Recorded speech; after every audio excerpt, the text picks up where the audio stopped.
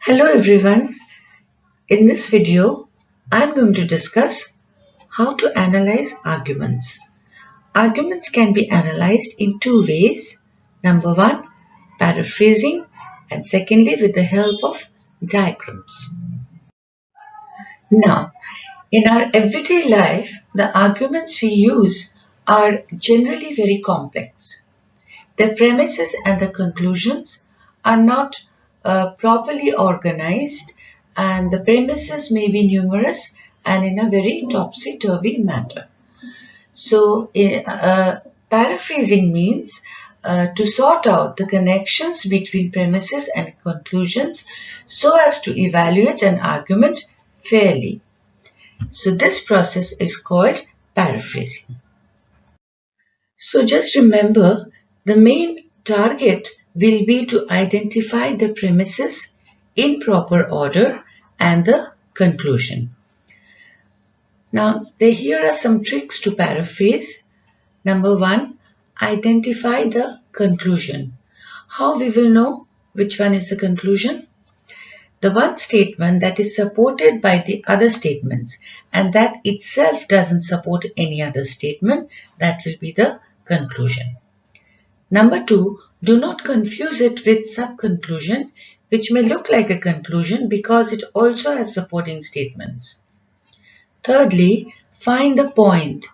What is the one thing the arguer is trying to convince us of?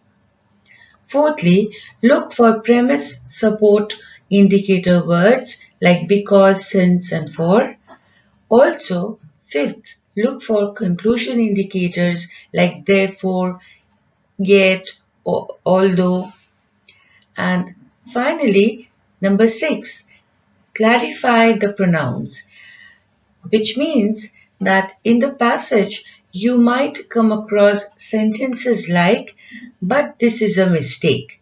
What does this mean? So this, what is this? This is a pronoun. So if you're not very clear as to what this means, then you might confuse between premises and conclusion. Now let's try an example. Just because Jeremy's prints were on the gun that killed Tim, and the gun was registered to Jeremy, it doesn't follow that Jeremy killed Tim, since Jeremy's prints would certainly be on his own gun and someone else could have stolen Jeremy's gun and used it to kill Tim. So what is the conclusion of this argument? The fact that Jeremy's prints were on the gun that killed Tim and the gun was registered to Jeremy doesn't mean that Jeremy killed Tim.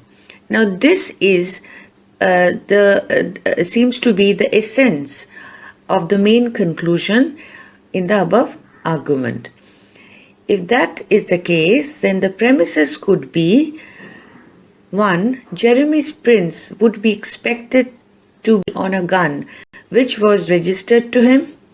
2. Someone could have stolen Jeremy's gun and then used it to kill Tim. Notice that while I have paraphrased the first premise, I have left the second premise almost exactly as it appeared in the original paragraph. As I have said, paraphrases are needed in order to try to make a standard form argument as clear as possible, and this is what I've tried to do in capturing premise 1 as well as the conclusion of the argument. So the reconstructed argument in standard form will be 1. Jeremy's prints would be expected to be on a gun that was registered to him. 2.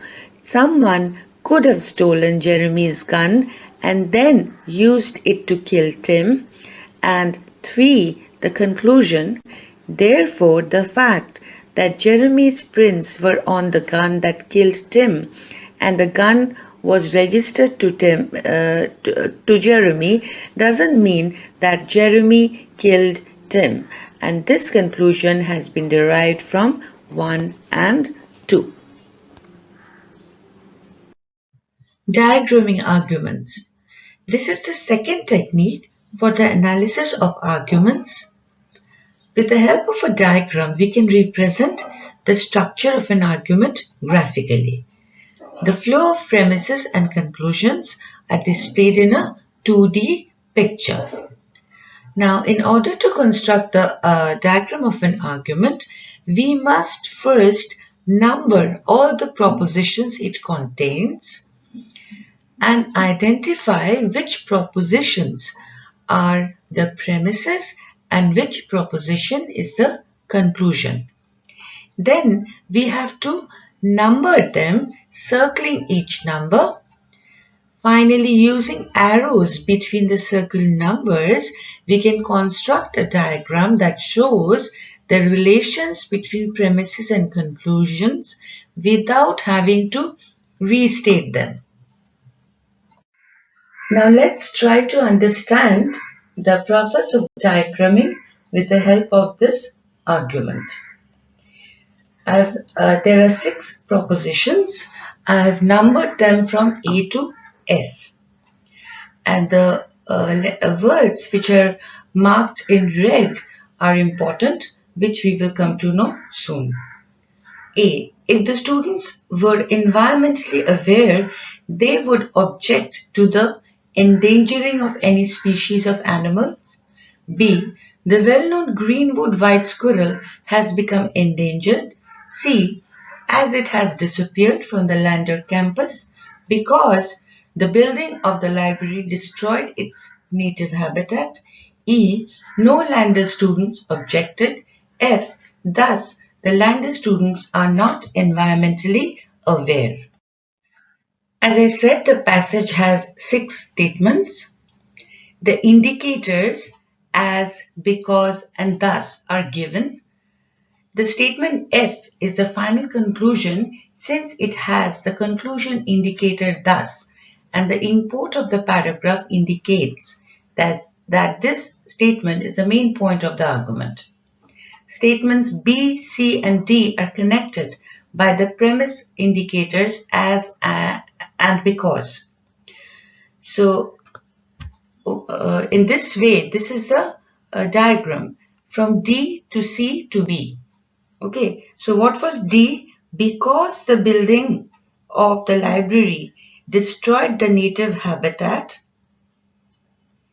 From there we come to C, as it has disappeared from the Lander campus, and B, the well-known greenwood white squirrel has become endangered. So these are the 3 premises which are connected in a sequence. Now, before we try to understand the situation over here, let us understand what modus tollens is. You will learn in detail about modus tollens, modus ponens, and many others in chapter 9, the method of deduction, when we will come to that.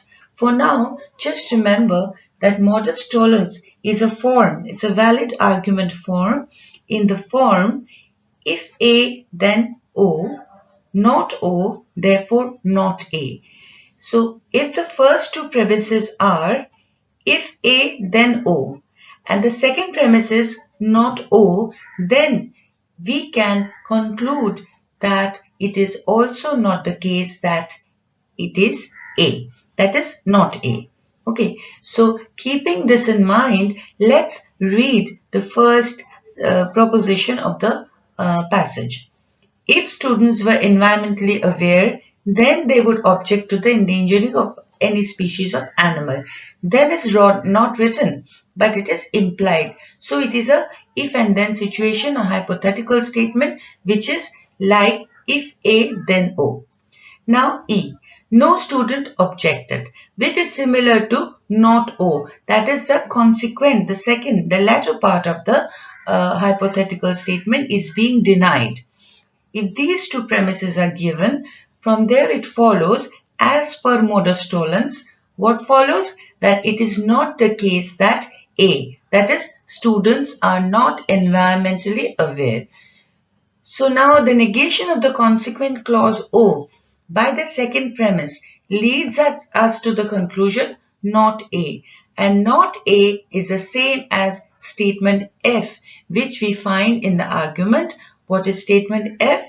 lander students are not environmentally aware. After identifying the structure of modus tollens in the passage, we can draw the diagram like this. From A, if students were environmentally aware, then they would object to the endangering of any species of animal. And second premise, E, no lander students objected. Therefore, the conclusion will be not A, that is, lander students are not environmentally aware. Now, as you can see in this picture, this is the final diagrammatic representation of the argument which was contained in the passage we are discussing. And we have to join the two separate diagrams. The first one belongs to the premises, one leading to the other, and second, the diagram based on modus tollens. When these two are combined in the way which you can see over here, we reach the final diagram of the argument. So I hope you have got some idea about paraphrasing and diagramming arguments. I have uploaded some answers from the textbook Introduction to Logic by Kopy and Cohen in the description below. You can download from there and practice at home. In the next video, we will start chapter 5 from deductive logic, which is categorical propositions. From there, we will cover categorical propositions and the four classes of categorical propositions and what do we mean by quality, quantity and distribution. Please stay tuned and don't miss the videos. Subscribe. Thank you and goodbye.